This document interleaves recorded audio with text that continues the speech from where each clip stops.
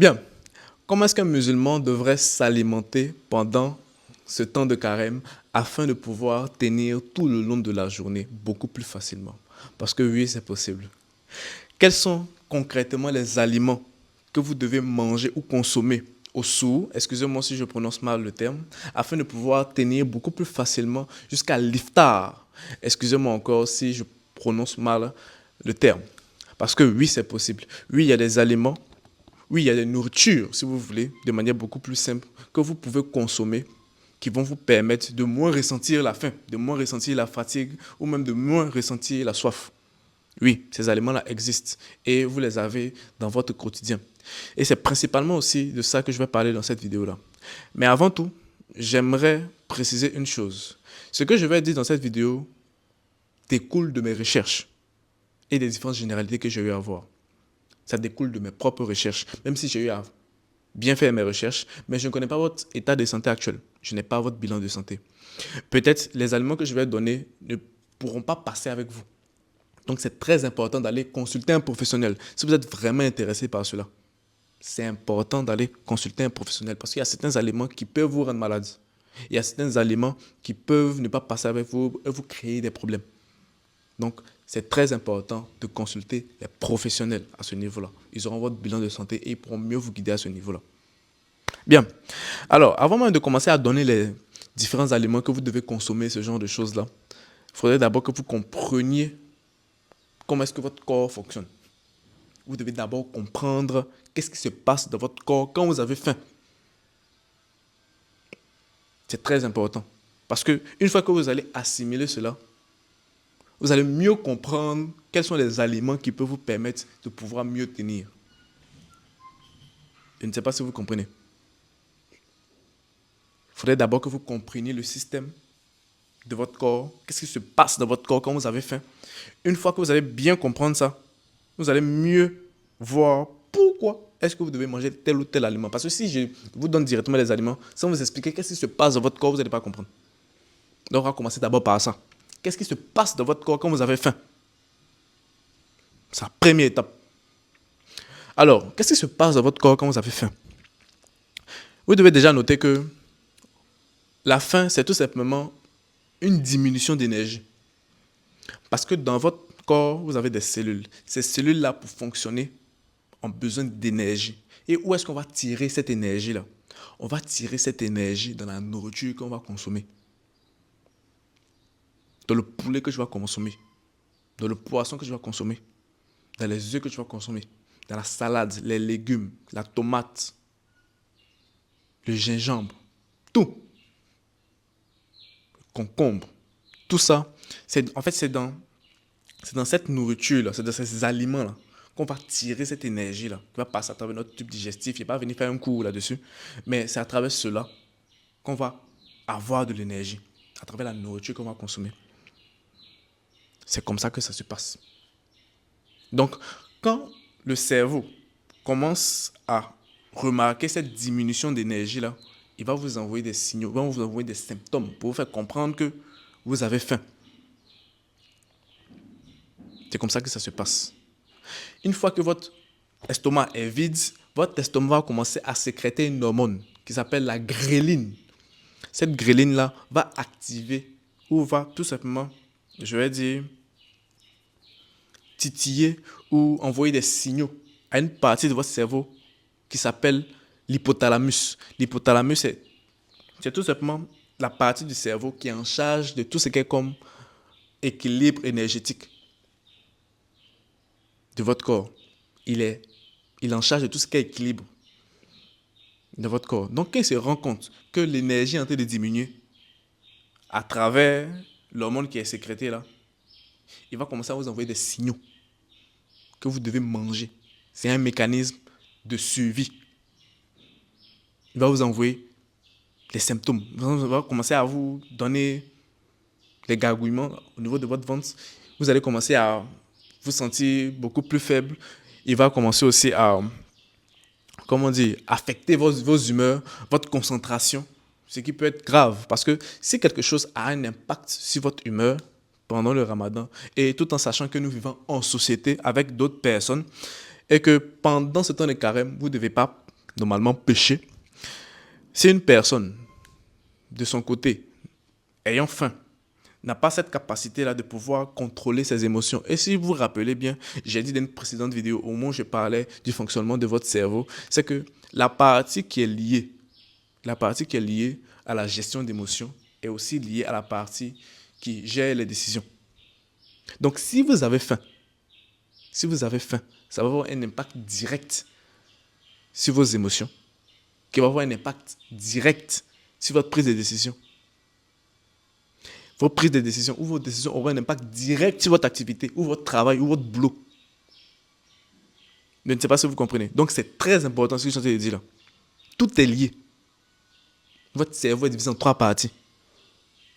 Cerveau reptilien, néocortex, cerveau limbique. Cerveau limbique qui est en charge des émotions, dans lequel on retrouve l'hypothalamus là, en question, qui est en charge des émotions, de la prise de décision et de la mémoire. Donc, quand vous avez faim, c'est un impact direct sur votre travail. C'est un impact direct sur votre religion aussi. Parce que si vos émotions sont titillées, vous allez pécher. Vous pourrez mal parler à quelqu'un. Vous allez gâter votre jeûne. Vous pourrez insulter quelqu'un. Ça va gâter votre carême aussi. Je ne sais pas si vous comprenez. Et même, ça peut vous donner même de mauvaises pensées. Et je pense que si nous prions tous le même Dieu, je pense qu'on a plus ou moins les mêmes valeurs à ce niveau-là. Donc, je pense que chez nous, les catholiques, on dit que c'est possible de pécher par pensée, par action et par omission.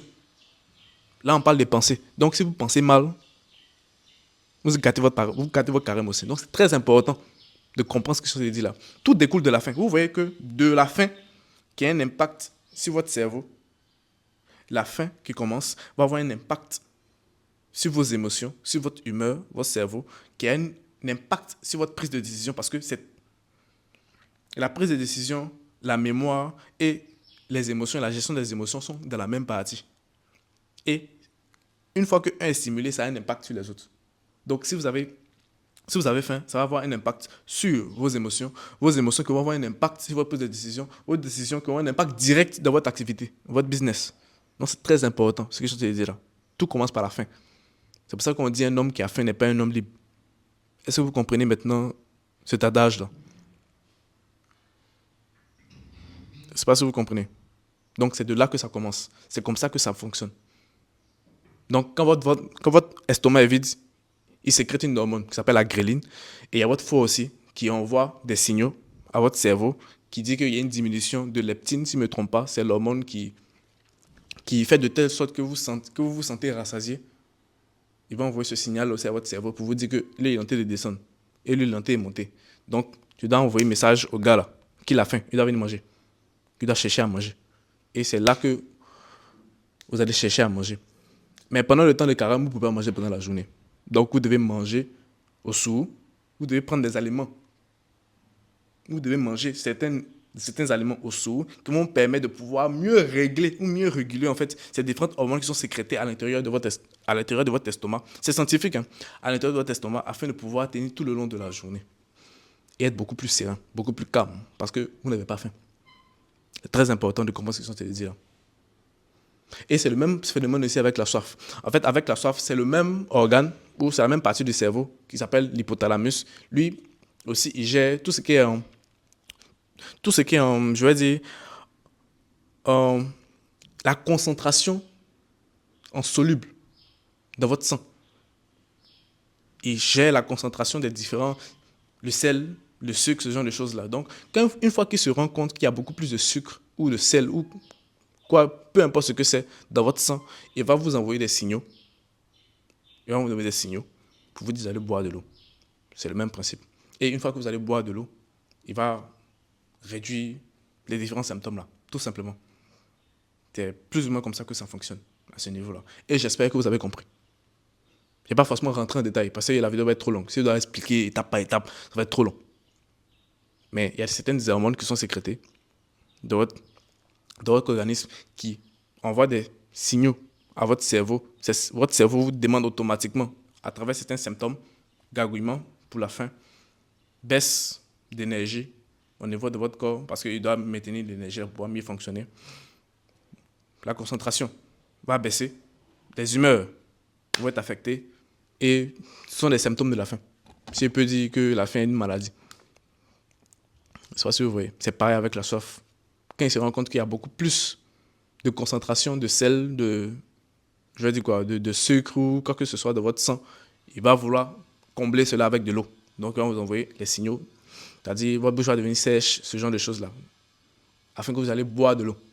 Donc, tout ça, c'est un impact direct sur votre cerveau. Et je vous ai dit, si c'est un impact sur vos humeurs qui aura un impact direct sur vos prises de décision, qui aura un impact direct sur votre activité que vous êtes en train de faire. Donc, est-ce qu'on se comprend à ce niveau-là? Bien, une fois que vous avez compris cela, vous avez compris ce processus-là, on va passer à la deuxième partie, c'est-à-dire les aliments que vous devez consommer afin de pouvoir, soit, dans un premier temps, ralentir ce processus-là de faim. En fait, il y a certains aliments qui peuvent vous permettre de sentir ou de faire beaucoup plus durer ce sentiment de satiété-là. Le fait que vous êtes rassasié, il y a certains aliments qui vont prendre beaucoup plus de temps à être digérés. Donc, ce qui veut dire que votre ventre ne sera pas vide. Ça va prendre beaucoup plus de temps afin d'être vide, ce qui va créer ce sentiment de faim-là, ou va créer cette sensation de faim-là. Et il y a d'autres aliments aussi qui vont créer ça beaucoup plus rapidement. Je ne sais pas si vous comprenez. Tout à l'heure, je vous ai expliqué. C'est quoi le processus de faim? Comment est-ce qu'on fait? Qu'est-ce qui se passe dans votre corps quand vous avez faim? Et il y a certains aliments qui permettent de pouvoir maintenir le sentiment de satiété, c'est-à-dire le fait d'être rassasié beaucoup plus longtemps. Et il y a d'autres aussi qui font de telle sorte que tu puisses sentir ça beaucoup plus vite. Et c'est de ça qu'on va parler dans la deuxième partie. Bien. On va d'abord commencer par ce que vous devez manger. Ce que vous devez manger. Ce sera beaucoup plus simple. Déjà, au sous, vous ne devez pas manger les aliments qui sont trop sucrés. C'est-à-dire les bonbons, biscuits, soda, les jus, presséa, ce genre de choses-là, qui sont fabriqués de manière industrielle. Ça a tellement de sucre, ça a tellement une teneur en sucre que c'est pas bon.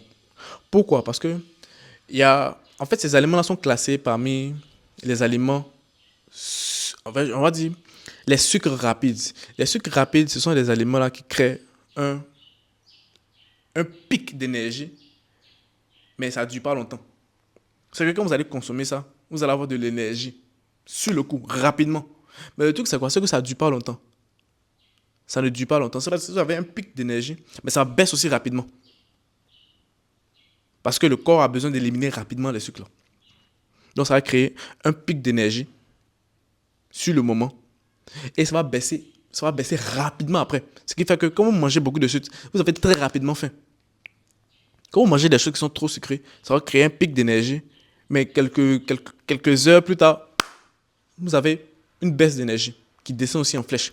Et cette baisse d'énergie-là va entraîner en fait le processus que je vous ai dit tout à l'heure, que je vous ai montré tout à l'heure au niveau de la faim. Parce que si la baisse de sucre là descend trop rapidement, automatiquement, votre cerveau va comprendre que, hey, on est en train de perdre beaucoup d'énergie sur le moment.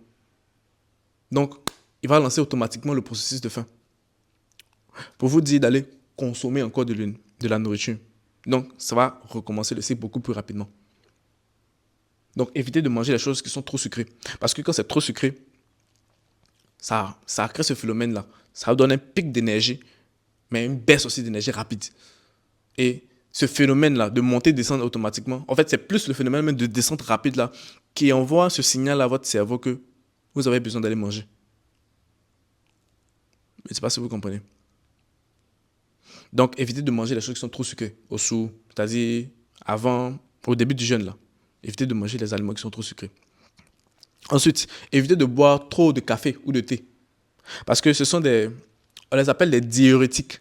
Ils augmentent en fait l'élimination d'eau et peuvent aggraver en fait le fait d'être déshydraté. Parce qu'on va parler seulement de faim. Il y a la soif aussi qui est là. Ou de boire d'eau, parce que je sache. Donc, à ce niveau-là, évitez de boire ce qui est comme thé, café. Ça fait de telle sorte que vous êtes déshydraté. Ça élimine beaucoup d'eau dans votre corps. Et vous allez avoir beaucoup soif. Vous ne devez pas aussi manger des aliments trop gras ou frits. Je ne sais pas si vous voyez. Ça vous alourdit. Ça vous alourdit le long de la journée. Et c'est pas assez, en fait, pour... Vous allez fournir beaucoup plus d'efforts pour pouvoir vous déplacer. Donc, qui fournit beaucoup plus d'efforts veut dire que on gaspille beaucoup plus d'énergie, on dépense beaucoup plus d'énergie. Et comme je vous ai expliqué, en fait, la fin est liée à l'énergie. Quand il y a une diminution de l'énergie qui est trop rapide, automatiquement, le processus de fin s'enclenche. Pour vous dire de ramener de l'énergie, pour que les fonctions puissent, enfin que vos cellules puissent fonctionner correctement. Je ne sais pas si vous comprenez. Et il faudra aussi que vous buvez assez d'eau. Ah, c'est très important. Ça, c'est très important aussi. Et, parce qu'il y a certaines personnes qui ne boivent pas assez d'eau. Buvez assez d'eau. Vraiment, buvez assez d'eau pour vous hydrater. Maintenant, on va passer je vais dire, aux aliments que vous devez consommer. Aux aliments que vous devez réellement consommer. C'est-à-dire ce que vous devez consommer au sous afin de pouvoir mieux tenir. Là, j'ai la liste devant moi ici. Je vais vous donner. On dit, dans un premier temps, vous devez consommer des glucides complexes. Des glucides complexes. Tout à l'heure, je parlais de sucre rapide. Ce sont les contraires. Ici, on parle de glucides complexes. Ce sont les sucres qui sont plus ou moins complexes. On dit on peut retrouver ça dans l'avoine, le pain complet, les patates douces et les lentilles. On dit ces aliments-là, ils libèrent de l'énergie progressivement sur plusieurs heures. Ils libèrent de l'énergie progressivement sur plusieurs heures. Donc, quand vous consommez ces aliments-là, ils libèrent de l'énergie un peu. Ce qui fait que votre énergie, vous gardez beaucoup plus d'énergie beaucoup plus longtemps. Et c'est pas si on se comprend à ce niveau-là. Le deuxième type d'aliments que vous devez consommer, ce sont les protéines. On trouve ça dans les œufs, dans le yaourt, dans le fromage blanc et dans les amandes. On trouve ça à l'intérieur. On dit que ces aliments-là, ça prolonge le sentiment d'être rassasié. Donc, au sourd, vous devez manger des aliments vous devez manger des œufs, vous devez manger quelque chose qui est fait à base d'œufs. Vous devez consommer du yaourt. Si vous avez la chance, si vous avez du fromage blanc, consommez ça. Ou vous avez des amandes aussi, vous pouvez consommer. Ça va prolonger le sentiment de satiété, le sentiment de sentir qu'on est rassasié. Ça prolonge ça. Donc, vous pouvez manger ça aussi. Ensuite, on dit les bonnes graisses. C'est un autre type d'aliment. On trouve ça dans l'huile d'olive. Si vous devez cuisiner avec de l'huile, vous pouvez utiliser l'huile d'olive. Il y a l'avocat. L'avocat, c'est très enrichissant aussi. On dit que ça ralentit la digestion. Ça ralentit la digestion. Et aussi les fruits secs. Il y en a tellement. Faites vos recherches vous-même de votre côté. On dit que ces aliments-là, ça réduit en fait la digestion. Ça fait que la digestion prend beaucoup plus longtemps. Et plus la digestion prend du temps, plus vous de votre côté, votre ventre ne sera pas vide. Et si votre ventre n'est pas vide, le phénomène de faim ne va pas se créer. Tout simplement. Ensuite, on dit de boire aussi de l'eau, consommer beaucoup d'eau et les fruits riches en eau. La pastèque, concombre et les oranges. Pour être hydraté beaucoup plus longtemps. Je ne sais pas si vous comprenez. Maintenant, il y a quelque chose que vous devez retenir. Parce que je vous ai donné les différents aliments. Mais s'il y a certaines choses que vous faites, ça ne va pas marcher. Par exemple, si vous restez beaucoup trop au soleil, ça ne marche pas. Même si vous avez mangé les aliments que je vous ai donnés, ça ne va pas marcher. Si vous restez longtemps au soleil, ça ne marche pas. Ça ne marche pas. Évitez d'être tout le temps au soleil. Parce que le soleil, ça va vous faire dépenser de l'énergie pour rien. Et le phénomène de faim là va s'activer automatiquement. Ensuite, évitez des activités sportives, si je peux dire ça. Des activités qui demandent assez d'énergie. Si vous faites quelque chose qui demande assez d'énergie, qui demande de l'effort physique qui est plus ou moins intense, franchement, ça ne marche pas aussi. Ça, c'est les deux cas dans lesquels ça ne marche pas. Si vous restez trop longtemps au soleil, ça ne marche pas. Même si vous consommez ces aliments-là. Et si vous faites de l'activité physique qui est plus ou moins intense, ça ne marche pas aussi. Donc, c'est dans ces deux cas-là que ça ne va pas marcher. Donc, j'essaie de résumer plus ou moins la vidéo. Vous devez comprendre le processus de faim. Qu'est-ce qui se passe dans votre corps quand vous avez faim. Ensuite, connaître les aliments que vous ne devez pas consommer parce que ça va accélérer le processus de faim. Ensuite, on a parlé des différents aliments qui vont ralentir ce processus-là, qui vont permettre à ce que les aliments qui sont dans votre prennent beaucoup plus de temps afin d'être digérés et ne va pas laisser votre estomac vide qui va lancer le processus de faim, qui va avoir un impact sur vos humeurs qui vont avoir un impact sur vos prises de décision et ces mêmes prises de décision qui auront un impact sur ce que vous faites au quotidien.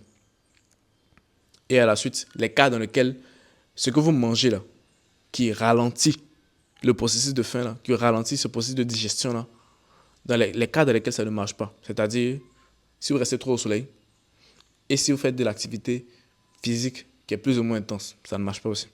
Donc, c'était tout ce qu'il y avait à dire dans cette vidéo-là.